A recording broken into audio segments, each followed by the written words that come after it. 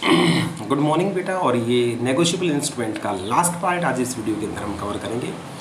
और total 6 part में हमने नेगोशिएबल इंस्ट्रूमेंट रेट को क्या कर दिया, बिगिनिंग से लेके एंड तक ख़त्म कर दिया। तो चलिए, लास्ट पार्ट बहुत इंटरेस्टिंग है और इसको हम फटाफट कर लेते हैं कवर। टॉपिक था हमारा नोटिंग एंड प्रोटेस्टिंग का। बड़े ध्यान से सुनना, उसके बाद बेटा पढ़ना है। नोटिंग एंड प्रोटेस्टिंग क्या होता है? जब कोई बिल डिसऑनर हो जाता है, ध्यान से सुनिए बेटा, बड़े ध्यान से सुनना है, एग्जैक्टली समझ में आएगा। जब कोई बिल डिसऑनर हो जाता है नॉन पेमेंट की वजह से या नॉन एक्सेप्टेंस की वजह से, जब कोई बिल डिसऑनर हो जाता है तो इस डिसऑनर होने का एक प्रूफ हमें लेना पड़ता है कि ये बिल डिसऑनर हो चुका है। हमने बार बार मौका दिया, फिर भी सामने वाले ने पेमेंट नहीं की, तो हमें एक एविडेंस चाहिए होता है कि वास्तव में ऐसा हुआ है। तो कोर्ट के बाहर आपने देखा होगा नोटरी पब्लिक वाले होते हैं, वहाँ लिखा होता है नोटरी पब्लिक। हम वहाँ पे जाते हैं, हम उसको डिटेल बताते हैं, देखिएगा सर ये एक बिल था और जो ये अब पेमेंट ना होने की वजह से डिसऑनर हो चुका है। आप उसके पास बेटा एक बुक होती है, वो उसके अंदर उसको नोट कर लेता है। उसके पास जो बुक होती है पब्लिक डीलिंग के लिए, उसमें उसको नोट कर देना नोटिंग कहलाता है। वो एविडेंशियल बुक होती है, उसमें नोटिंग होना मान लिया जाता है कि बिल डिसऑनर हो चुका है। उसमें नोट करने से पहले कई बार क्या होता है, जो नोटरी पब्लिक वाले होते हैं वो एक मौका फिर देते हैं किसको, जिसकी वजह से डिसऑनर हुआ है, कि भाई फाइन आज अगर अब भी आपके पास टाइम, आप ये पेमेंट कर दीजिएगा। अगर आपने अब भी पेमेंट नहीं करी तो अगर हम यहाँ पे चढ़ा देंगे तो बिल हमेशा के लिए डिसऑनर हो जाएगा, फिर ये ओनर कभी नहीं हो पाएगा। तो या तो वो बंदा उस टाइम पे पेमेंट कर देगा या नहीं करेगा। अगर उसने उस टाइम पे पेमेंट नहीं करी तो बिल वहाँ पे नोट हो जाता है कि ये बिल डिसऑनर हो चुका है। तो वहाँ नोटरी पब्लिक के द्वारा ये फैक्ट को रिकॉर्ड कर लेना। अब एक लाइन में समझो, नोटरी पब्लिक के द्वारा ये फैक्ट रिकॉर्ड कर लेना कि फला फला बिल डिसऑनर हो चुका है, इसी को नोटिंग बोलते हैं। सर नोटिंग समझ में आ गया, अभी बताओ प्रोटेस्टिंग क्या है। अगर आप नोटिंग का थोड़ा सा एडवांस वर्जन चाहते हैं, सर एडवांस वर्जन, अगर आप सिर्फ नोट कर दिया, वो तो उसने अपनी बुक में कर लिया नोट, हम कहते हैं भैया इसका एक प्रूफ हमें भी चाहिए। मतलब हम नोटरी पब्लिक वाले को बोलते हैं कि आपने जो फैक्ट रिकॉर्ड किया है इसका एक सर्टिफिकेट जारी करके हमें दे दीजिएगा, जिसके अंदर ये मेंशन होना चाहिए, मैं नोटरी पब्लिक सर्टिफाइड करता हूँ ये बिल डिसऑनर हो चुका है, ये सर्टिफिकेट हमें दे दें। इसको बोलते हैं प्रोटेस्ट करवाना, प्रोटेस्टिंग करना। मेरे हिसाब से सभी को क्रिस्टल क्लियर हो चुका होगा नोटिंग एंड प्रोटेस्टिंग क्या होता है। जब कोई बिल डिसऑनर हो जाता है हम उसको नोटरी पब्लिक वाले के पास लेके जाते हैं। नोटरी पब्लिक वाला एक मौका फिर से देता है सामने वाले को उस बिल को ऑनर करने के लिए। अगर वो फिर भी उस बिल को ऑनर पेमेंट नहीं करता तो बिल फाइनली डिसऑनर हो जाता है। जब नोटरी पब्लिक वाला उसको अपने यहाँ पे रिकॉर्ड कर लेता है तो उसको नोटिंग बोलते हैं। और रिकॉर्ड करने के साथ साथ अगर हम सर्टिफिकेट भी जारी कर देता है हमारी रिक्वेस्ट के ऊपर, इसको प्रोटेस्टिंग करना बोलते हैं। जो मैंने आपको हिंदी में बताया एग्जैक्टली डिट्टो लिख रखा है, कहाँ, नोटिंग एंड प्रोटेस्टिंग के अंदर। जब एक बिल नोटिस हो जाता है नॉन पेमेंट की वजह से या नॉन एक्सेप्टेंस की वजह से, हम नोटरी पब्लिक वाले के पास जाते हैं। नोटरी पब्लिक वाला एक मिनट बुक में इसको रिकॉर्ड कर लेता है, तो इसको नोटिंग करना बोलते हैं। प्रोटेस्टिंग क्या होता है, when instrument is dishonoured and the holder में cause the fact not only to be noted, मैं सिर्फ नोटेड नहीं जाता बट ऑल्सो भी सर्टिफाइड बाय, मुझे एक सर्टिफिकेट भी चाहिए कि डिसऑनर हो चुका है। इस सर्टिफिकेट को ही प्रोटेस्ट करना बोलते हैं। चलिएगा, लास्ट मुद्दा आ गया हमारा, चेक डिसऑनर होना। बेटा कभी भी हमें एम चेक नहीं काट देना चाहिए। हम कहीं भी गए, हमने चेक काट के दे दिया, हमारे खाते में पैसे थे नहीं, इनसफिशिएंट फंड, कल को उन्होंने चेक लगा दिया और चेक डिसऑनर हो गया, तो बेटा ऐसे नहीं हमें कह देंगे बाद में पेमेंट कर देंगे ना बेटा, अब जेल हो जाएगी, ये क्रिमिनल पेनल्टी है। चेक अगर आपका बाउंस हो गया तो बेटा ये गुडविल डिक्रीज होती है, प्रोसीजरल पार्ट बढ़ता है। तो लोग फालतू में चेक ना काटें, लोगों के साथ फ्रॉड ना करें। इसलिए सेक्शन 138 टू 142, ध्यान सुना बेटा, सेक्शन 138 से 142 क्रिमिनल पेनल्टी बताई गई है in case of cheque dishonour हो जाता है। पर लेकिन ये, और जब ये चेक डिसऑनर हो जाता है ना बेटा ऐसे, तो यहाँ पे 2 साल तक की सज़ा, 2 साल तक की कैद आपकी हो सकती है। जो चेक का अमाउंट था उसका 2 गुना, चेक का अमाउंट अगर 1 लाख रुपए था तो 2 लाख रुपए तक का फाइन, और दोनों कैद भी और फाइन भी दोनों एक साथ भी हो सकते हैं। सर इतनी बड़ी सज़ा, इतना ज़बरदस्त मामला, लेकिन ये तभी होता है जब 3 कंडीशन पूरी होती है। ओरली सुन रहे, बड़ी ध्यान सुनना, 138 की कंडीशंस, जो 138 सेक्शन तभी एप्लीकेबल होता है जब 3 कंडीशन पूरी होती हैं। फर्स्ट, चेक फॉर कंसिडरेशन होना चाहिए। मतलब गिफ्ट चेक, मैंने आपको डोनेशन दे दिया, मैंने आपको शादी में जाके 5 करोड़ का चेक काट के दे दिया, बेटा ये फॉर कंसिडरेशन चेक नहीं है। कल को अगर ये 5 करोड़ रुपए नहीं मिले तो आप मेरे ऊपर केस नहीं कर सकते। Donation cheque, charity cheque, gift cheque वगैरह इसमें नहीं आते। फॉर कंसिडरेशन होना चाहिए, जेन्युइन चेक होना चाहिए। दूसरी बात बिजनेस के लेन देन से संबंधित बात में बोल दी, बिफोर मैच्योरिटी, 3 महीने के अंदर अंदर, जब मैंने चेक काट के दिया था 3 महीने के अंदर अंदर आपको हर हालात में इसको बैंक में लगा देना है। तीसरी बात, ये चेक डिसऑनर हुआ उसके पीछे एक ही कारण होना चाहिए, इनसफिशिएंसी ऑफ फंड। इसके अलावा अगर किसी कारण से चेक डिसऑनर होता है तो मेरे ऊपर सेक्शन 138 नहीं लगेगा बेटे। सेक्शन 138 आपके ऊपर लगेगा बताओ कब? बिजनेस वाला लेन देन वाला चेक हो, मतलब फॉर कंसिडरेशन हो, 3 महीने के अंदर अंदर आपने चेक लगा रखा हो और चेक डिसऑनर होने का एक ही कारण होना चाहिए, क्या? Insufficiency of fund. और जो मैंने बिजनेस का लेन देन वाला है, इसका टेक्निकल वर्ड होता है legal enforceable debt. Legal debt होना चाहिए, 3 महीने के अंदर चेक लगाना पड़ेगा, और इनसफिशिएंसी ऑफ फंड की वजह से डिसऑनर हुआ तो सेक्शन 138 एप्लीकेबल हो जाएगा। फटाफट देखिएगा, 138 से 142 क्रिमिनल पेनल्टी बताता है। 138 में भी पनिश्ड विद इम्प्रिजनमेंट, आपको 2 साल की कैद और दोगुना फाइन भी हो सकता है, और दोनों भी एक साथ हो सकते हैं। लेकिन 138 आपके ऊपर तभी लगेगा जब फॉलोइंग कंडीशन सेटिस्फाइड होंगी। फर्स्ट कंडीशन, अंडरलाइन करना बेटा, जो बोलूँ सिर्फ वही अंडरलाइन करना, इनसफिशिएंसी, अगर चेक डिसऑनर हुआ है due to insufficiency of fund, तभी 138 लगेगा। लेकिन कुछ लोगों ने क्या किया, चेक काट के दे दिया, पता था डिसऑनर होने वाला है, स्टॉप पेमेंट जारी कर दिया, पेमेंट ना करें, ये भी 138 ही माना जाएगा। या आपने चेक काट के दे दिया और चेक लगने से पहले आपने क्लोजर ऑफ अकाउंट की एप्लीकेशन डाल दी, ये भी डिसऑनर का केस ही माना जाएगा। या आपने पेई को चेक काट के दे दिया था, उसको फ़ोन कर दिया, भाई चेक मत लगाइयो, जानबूझ उसको मना कर रहे हैं, मेरे खाते में पैसे नहीं, ये भी डिसऑनर का केस माना जाएगा।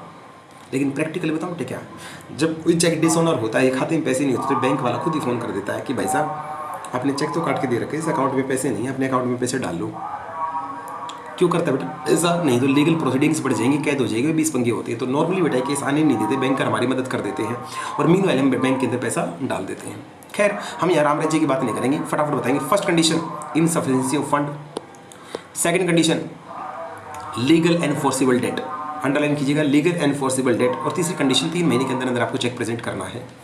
3 महीने के अंदर अंदर आपको चेक प्रेजेंट करना। लीड लगाना भूल गया तो आवाज़ हो सकता है पहले थोड़ी सी अच्छी ना आई हो, अब आवाज़ क्लियर आएगी। Presumption in favour of holder, जिसको आपने चेक काट के दिया है, होल्डर के फेवर में कोर्ट बोलेगा क्या? हम मान के चलेंगे लीगल एनफोर्सेबल डेट था, हम मान के चलेंगे उसने 3 महीने के अंदर लगा दिया। हम अगर आपको आप प्रूव करो वो चेक गिफ्ट चेक था, चैरिटी चेक था, डोनेशन चेक था, हम तो मान के चलेंगे क्या वो लीगल एनफोर्सेबल डेट का चेक था। सर कोई डिफेंस अलाउड है? सर मैं ये कह दूँ माँ कसम मुझे पता नहीं था भाई, मेरे खाते में मेरे को ये लगा था, भगवान कसम मेरे अकाउंट में पैसे होंगे, ऐसा कोई भी डिफेंस आपका अलाउड नहीं होगा, कोई भी डिफेंस आपका एंटरटेन नहीं किया जाएगा। चेक डिसऑनर हुआ है तो हुआ है, डिफेंस आप नहीं ले सकते। सर अगर कंपनी का चेक हो तो क्या होगा? कंपनी तो आर्टिफिशियल पर्सन है, उसको कैसे सजा देंगे? बेटा कंपनी आर्टिफिशियल पर्सन है तो फाइन तो कंपनी के अकाउंट से पे हो जाएगा। कंपनी में जो उस टाइम पे बंदा काम कर रहा था, एट एवरी पर्सन जो भी कंपनी का ऑफिसर था, वो सारे बंदे 138 के अंदर लपेट दिए जाएंगे, ज्वाइंटली एंड सेवरली। सर इसका आप प्रोसीजर बताओ। प्रोसीजर क्या कि मोस्ट इंपॉर्टेंट लिखो बेटा, 138 एग्जैक्टली कैसे चालू होता है। सबसे स्टेप नंबर 1, मैंने कोई चेक काट के दिया होगा, ओके सर। स्टेप नंबर 2, जिसको चेक काट के दिया होगा उसने ये चेक अपने बैंक में प्रेजेंट किया होगा। स्टेप नंबर 3, बैंक ने इन्फॉर्म किया होगा कि भाई साहब खाते में पैसे नहीं हैं और चेक डिसऑनर हो चुका है। जैसे ही चेक डिसऑनर हो चुका है तो जो पेई है जिसको पैसे मिलने थे वो फ़ोन करेगा। जैसे गर्वित को पैसे, मैंने गर्वित को चेक काट के दिया था तो गर्वित मेरे को फ़ोन करेगा, सर आपने चेक तो काट के दे दिया, वो चेक डिसऑनर हो गया, आपके खाते में पैसे हैं ही नहीं। तो ये पेई की जिम्मेवारी बनती है वो एक बार ड्रोअर को इन्फॉर्म करेगी, सर आपके खाते में पैसे नहीं हैं। अब मुझे अब देखो बेटा 30 दिन के अंदर अंदर मुझे अब यहाँ payment the cheque should have been given notice demanding payment within 30 days from the date of. जिस दिन बैंक इन्फॉर्म करता है उसके 30 दिन के अंदर अंदर गर्वित को नोटिस देना होता है, सर आप प्लीज़ मेरी पेमेंट कर दीजिएगा क्योंकि आपके खाते में पैसे हैं नहीं और आपका चेक हो चुका है डिसऑनर। ये नोटिस गर्वित को 30 दिन के अंदर अंदर देना होता है। कहाँ से 30 दिन? जिस दिन बैंक ने इन्फॉर्म किया था। अब मेरे पास नोटिस आ गया, अब नोटिस के 15 दिन के अंदर अंदर मुझे पेमेंट करनी होती है। या तो मैं पेमेंट कर दूंगा तो केस ही खत्म, और पेमेंट नहीं की तो बेटा मामला खराब हो जाएगा। 15 दिन के अंदर अंदर मुझे पेमेंट करनी होती है। तो अब मान लो अगर मैंने 15 दिन के अंदर पेमेंट नहीं की और बोल दिया उखाड़ ले जो उखाड़ना है, अब गर्वित फंस गया, इसको पैसे नहीं मिले। अब गर्वित को सही 1 महीने के अंदर अंदर, सही 1 महीने कहाँ से? जिस दिन मैंने इन्फॉर्म कर दिया था गर्वित को, या जिस दिन 15 दिन पूरे हो गए थे, वहाँ से 1 महीने के अंदर अंदर गर्वित को कंप्लेंट करनी पड़ेगी कोर्ट के अंदर कि सर इस बंदे ने चेक काट के दे रखा है और ये गिफ्ट चेक नहीं था और आप प्लीज़ इसके खिलाफ स्ट्रिक्ट एक्शन ले लीजिएगा। ये सारी कंडीशंस पूरी होने के बाद अब बेटा मेरे ऊपर 138 एप्लीकेबल हो जाएगा। फटाफट मैं रिवाइज कराऊँ। स्टेप नंबर 1, मैंने कोई चेक काटा होगा। स्टेप नंबर 2, सामने वाले ने चेक बैंक में लगाया होगा। स्टेप नंबर 3, बैंक ने इन्फॉर्म किया होगा खाते में पैसे नहीं, चेक डिसऑनर हो गया। स्टेप नंबर 4, गर्वित ने 1 महीने के अंदर अंदर मुझे इन्फॉर्म किया होगा और मुझे पेमेंट की डिमांड की होगी। स्टेप नंबर 5, मुझे 15 दिन के अंदर पेमेंट करनी होती है। स्टेप नंबर 6, अगर मैंने पेमेंट नहीं करी तो वो 1 महीने के अंदर अंदर मेरी क्या करवा देगा? कंप्लेंट कर देगा। जी सर, चलिएगा, इन स्टेप्स को बेटा ऐसे याद करना जैसे मैंने करवाया। Additional point in dishonour of cheque, यहाँ 4 पॉइंट बेटा मैंने क्लैरिफिकेशन के लिए डाले हैं, आपका होमवर्क है, खुद पढ़ना आपको। First point, second point, third point, fourth point, चारों इंपॉर्टेंट पॉइंट आपको जरूर पढ़ना है। Cognizance of offence, sir court इस अपराध को संगीन अपराध मानेगी नहीं मानेगी? बेटा संगीन अपराध तभी मानेगी जब आपने रिटर्न में शिकायत करनी है और आपने वो कंप्लेंट 1 महीने का जो टाइम दिया था, 1 महीने के अंदर अंदर आपने कंप्लेंट करी है, तो कोर्ट इस अपराध को संगीन अपराध भी मान के चल सकती है। ध्यान रखिएगा, ऑब्जेक्टिव में पॉइंट पूछा जा सकता है। इस केस को डील करने के लिए फर्स्ट क्लास कोर्ट इस केस को डील कर सकती हैं, जैसे जुडिशियल मजिस्ट्रेट या मेट्रोपॉलिटन मजिस्ट्रेट ही इस केस को डील कर सकता है, उससे नीचे लोअर कोर्ट इस केस को डील नहीं कर सकती। अब नेक्स्ट पॉइंट बेटा, place of जुडिक्शन of court for the trail of offence, sir ये अपराध तो हो गया, चेक डिसऑनर हो गया, अब ये केस कौन सी कोर्ट में लड़ा जाएगा? बेटा जिस बंदे को पैसे मिलने थे उस बंदे की ब्रांच, जिसको पैसे मिलने थे पेई को पैसे मिलने थे, उसका जिस ब्रांच में अकाउंट था जहाँ वो चेक डिसऑनर हुआ है, उस जुडिक्शन की जो कोर्ट होगी, वो कोर्ट इस केस को डील करेगी। अगर ये केस काम अकाउंट के थ्रू हुआ है, अगर अकाउंट के थ्रू नहीं हुआ है तो ड्रोई तो बेटा अगर ये नहीं हुआ है तो ड्रोई बैंक, जिस बैंक के ऊपर ये चेक लिखा गया था वो बैंक, अल्टीमेटली बेटा जुडिक्शन का पता है, समझते हैं, जिस बैंक के थ्रू ये डिसऑनर का पता चला है, एक लाइन में सुन लो, जिस बैंक के थ्रू ये डिसऑनर का पता चला है वो बैंक जिस कोर्ट की, जिस जुडिक्शन में आता होगा वहां की कोर्ट इस केस को डील करेगी, that's all. Validation for transfer of pending cases, sir ये क्या लिख रखा है? बेटा अगर ऐसे मेरे वेज होने के खिलाफ ऐसे कई केस हैं, एक केस ऑलरेडी चल रहा था, एक केस फिर और आ गया, फिर एक केस और आ गया, नॉर्मली क्या करते हैं बेटा, इन सभी पेंडिंग केसेस को एक ही कोर्ट के अंदर ट्रांसफर कर दिया जाता है ताकि सभी चीज़ों को एक साथ डील किया जा सके।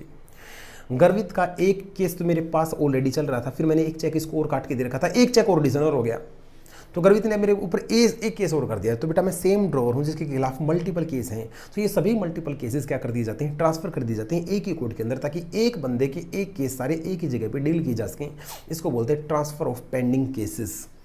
ऐसा क्यों किया जाता है बेटा? सारी चीज़ें एक तो अलग अलग कोर्ट में, डिफरेंट कोर्ट में डील हों, आधे एविडेंस वहाँ पड़े, आधे एविडेंस वहाँ पड़े हैं, एक सारी चीज़ें एक ही जगह पे डील की जाएंगी। क्या आपने सुना है जब मामला सीबीआई में जाता है तो उसको केस को कोई और हाथ नहीं लगा सकता, सारी चीज़ें सारे एविडेंस एक ही जगह पर जाके इकट्ठे हो जाते हैं, तो ऐसा यही केस यहाँ 138 के अंदर है।